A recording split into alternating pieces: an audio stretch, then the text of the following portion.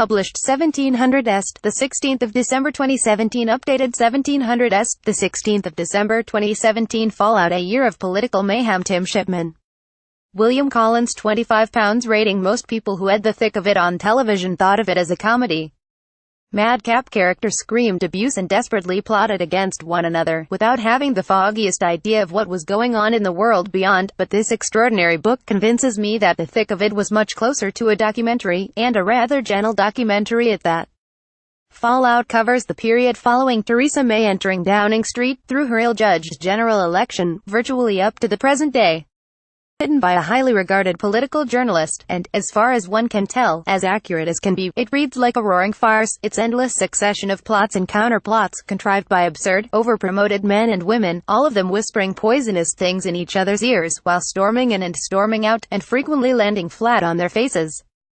The term nest of vipers must have been coined for Theresa May's senior aides and cabinet, with Mrs. May herself sitting alone at their center, quivering with fear and doubt. Though Tim Shipman begins his book with a quote from Theodore Roosevelt in praise of politicians who strive valiantly, and ends it with a brief homily of his own on the complications of the Brexit negotiations, we should be grateful someone was willing to try. Its 500 pages tell a completely different tale, quite at odds with his overview. Regardless of whether they were willing to try anything less strong and stable than Mrs. May's crew would be hard to imagine. Might this be because she is the first Prime Minister in British history ever to be set on pushing through a key policy, Brexit, which she had voted against? Judging by this book, the term nest of vipers might have been coined for her senior aides and cabinet, with Mrs. May herself sitting alone at their center, quivering with fear and doubt. That this collection of odd bods, chancers, Looney Tunes, hotheads and second-raters should be charged with steering Britain through what David Davis himself has called maybe the most complicated negotiation of all time, is a cause for laughter or horror, or perhaps, most appropriately, a bit of both. A pyramid of jellies on a paper raft a wobble in a storm-tossed sea would be much stronger and more stable than Mrs. May and her colleagues. For a start, none of them seems to have any faith in the others. One cabinet colleague thinks Andrea Leadsom is completely out of her depth, and basically not really bright enough. Philip Hammond thinks that Boris Johnson is a plonker, and that Mrs. May is economically illiterate, while another cabinet colleague thinks Hammond is mildly Aspergic. During the last general election, Mrs. Leadsom, Liam Fox, Jeremy Hunt and Chris Grayling were considered so unappealing to the electorate that they were put on the never use list, yet here they still are, shepherding us bossily to oblivion. However busy they are grappling with the finer detail of Brexit, and David Davis is secretly described by his own officials as lazy in this area, they can always find time to bitch about each other. To Tim Shipman, virtually every page finds a senior Tory, or a cabinet minister, or a senior figure, whispering something sour in Shipman's ear. You know perfectly well that if you discussed anything in cabinet it would be outside 3 minutes after cabinet finished, complains a cabinet minister, seemingly unaware that he is at present leaking the news that his colleagues are leaky. The best that can be said of Mrs. May is that one or two of her colleagues feel a teensy bit sorry for her. But ever since the disaster of the election, most are unforgiving. We all hate her. But there is nothing we can do. She has totally us, one unnamed senior Tory MP tells Shipman. The language in this book makes Peter Capaldi's Malcolm Tucker in the thick of it as dainty as Mary Berry. Shipman introduces Fallout by saying that it is the story of three people. These are Theresa May, dogged, nervy, with no small talk, and her two manic senior advisors, Fiona Hill and Nicholas Timothy, dubbed the Terrible Twins, who seemed to relish creating new enemies, and who, to great glee, were obliged to fall on their swords in the days after the election. They were, says one senior Downing Street official, breathtakingly rude, treating both the Chancellor and the Foreign Secretary with contempt, and spreading discord. If you're so powerful, run the country, says the official. Don't spend 70% of your day on massive rose-whipped people. Much of the book is given over to this year's general election, which Mrs. May called without telling a soul.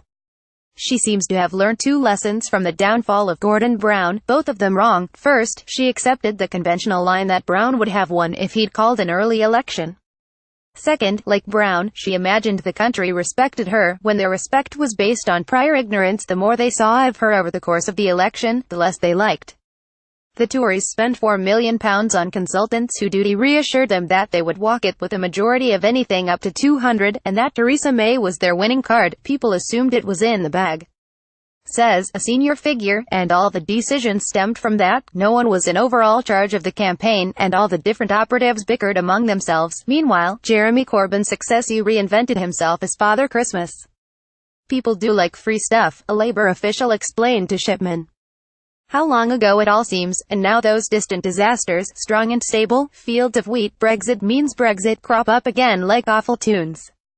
Yet the book itself is jam-packed with fresh, illuminating details. Apparently, even Mrs. May got fed up with hearing herself say, strong and stable. "You're making me stupid," she complained to the guru, Linton Crosby, who nevertheless insisted that she continued to spout it. "I also relished hearing that Jeremy Corbyn gave the Queen a jar of his homemade blackcurrant jam when he met her for the first time, and that the Leninist John McDonnell took pity on a backbench Tory MP he'd made a fool of and bought her a wondery bourgeois box of Ferrero Rocher to make up for it." In fact, there is quite a bit of evidence to suggest that politicians feel much more warmly to those on the opposite benches than to those on their own. As the rest of the world was howling with laughter while Diane Abbott, they will cost, about £80 million, was getting all her sums wrong on live radio, Theresa May felt sorry for her, saying, "It's such a shame, because she is such an intelligent woman." Tim Shipman's similarly benevolent conclusion, that politics is of people doing their best, under trying conditions, is undermined not only by most of his evidence but also by some of his more excitable phrasing. Crisis follows crisis. Nobody just leaves a room and closes the door quietly behind them. Instead, they fire a broadside which sends shockwaves, detonating a feud that engulfs the party. More UK prime ministers have been born in May than in any other month. Although Theresa May was born in October, the news detonated in Westminster like a nuclear weapon. He writes of the resignation of our man in Brussels, Ivan Rogers. And elsewhere, the words "economically illiterate" exploded in May's court like a nuclear bomb going off. On the other hand, Shipman's writing has admirable clarity and drive, and occasional shock waves and bombs are probably essential for staying awake through the ins and outs of Brexit. For anyone who wants to relive the past year, and perhaps even for those of us who would prefer not to, this book is a must.